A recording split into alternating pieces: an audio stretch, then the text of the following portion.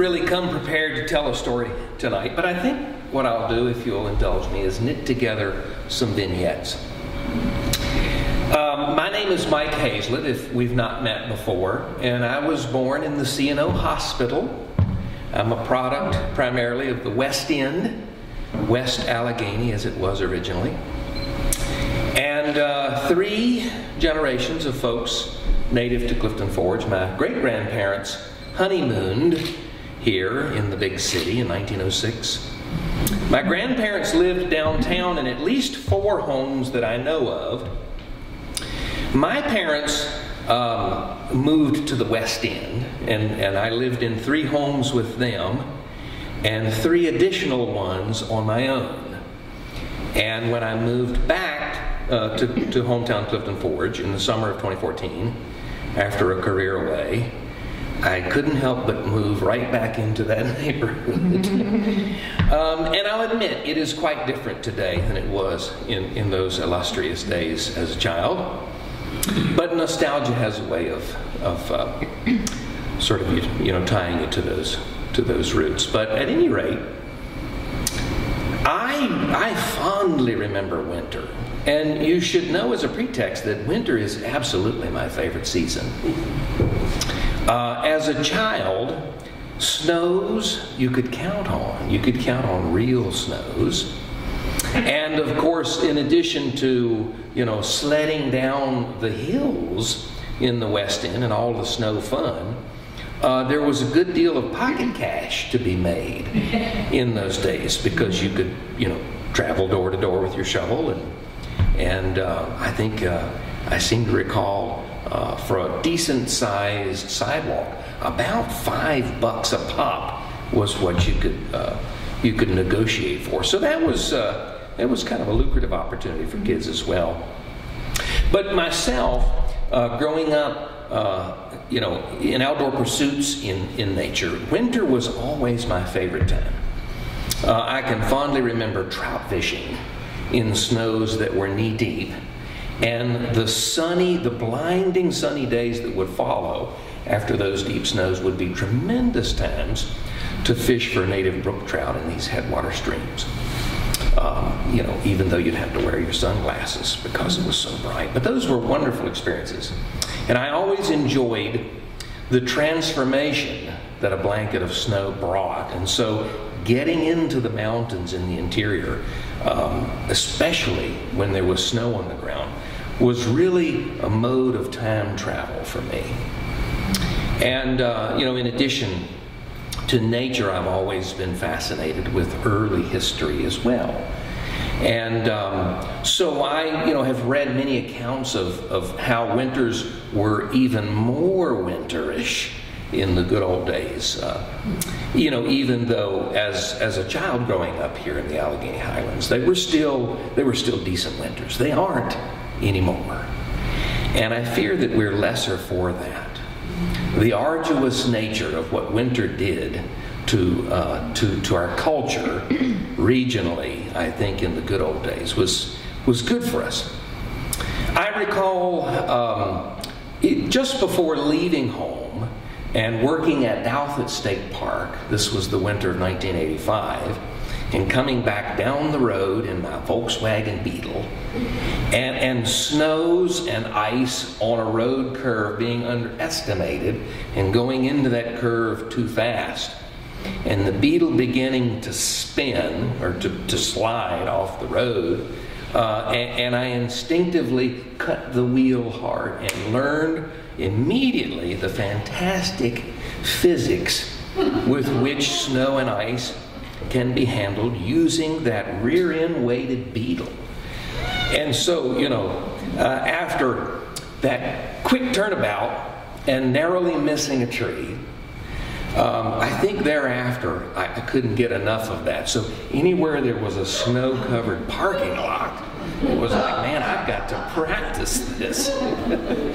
So, and I just, you know, my timeline is out of sequence here, but I also recall, and if someone else is a native with as much time here, maybe you can help me with the year, but I believe it was about 1979, and it was in the middle of September when a 4 to 6 inch snow fell here in Clifton Forge. Does anybody hear it? I was thinking it was October, but I think you're right. It was September. About September, really? Yeah, it was September. About 79 is what I speculate. That sounds about right. And of course, the foliage was still green on the trees, and so this tremendously heavy snow broke down, trees. It's a crazy snow event. And that's the only oddity that I recall. But these days, it's all we talk about, right? Our weather oddities.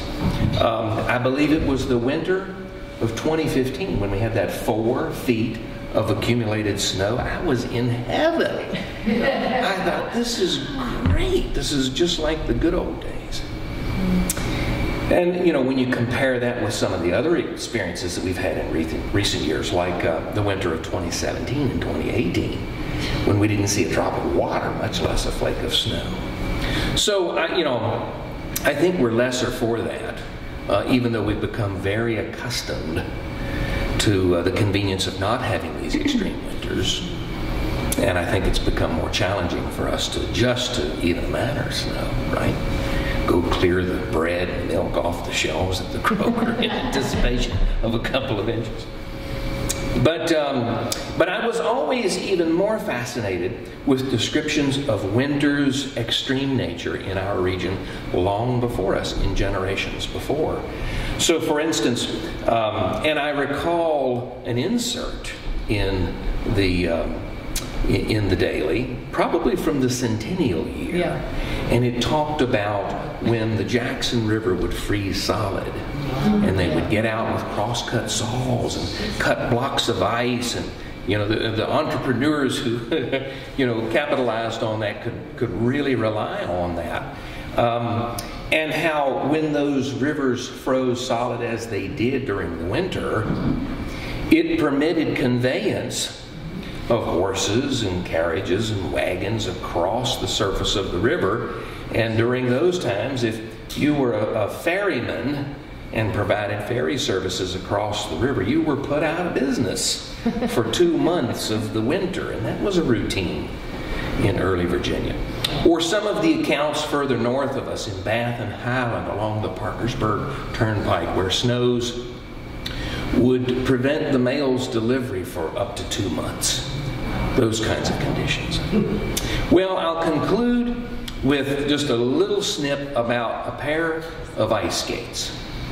A pair of ice skates that were given to me as an adolescent by an uncle who reminisced about their routine ice skating parties near Coleman's Tunnel on the Cowpasture River near Griffith. Yes. Now, these were a pair of ice skates that I think he had purchased late in his experience with ice skating and didn't use much. So when I received them as a boy, they looked like new. Well, fast forward through a career of teaching, and before moving back to Clifton Forge, I was at Sweetbriar College, where Mott was a student, and enjoyed and enjoyed that time there. It's a wonderful campus over in the Amherst County area. And there was one winter there, again, one of these anomalous winters that behaves like winter should, when the ice was solid enough to get out on the lake. But I would often, in my environmental science class, when we began to talk about changing climate, particularly in the second half of the 20th century, I would often bring in this pair of ice skates. And I would tell my students how I had received these ice skates and how, my parents' generation, every winter would engage in this ice skating. And invariably the students would ask, well, if you've had these ice skates since you were a kid, why do they look so brand new? And they did. Because I never put them on.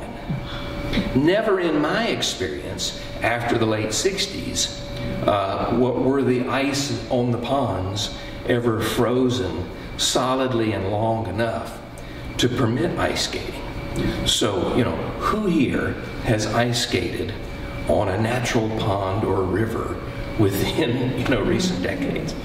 Consider yourself fortunate, because I think some of those grand, arduous aspects of winter are no longer with us, and that disappoints me. So, bring on the snow.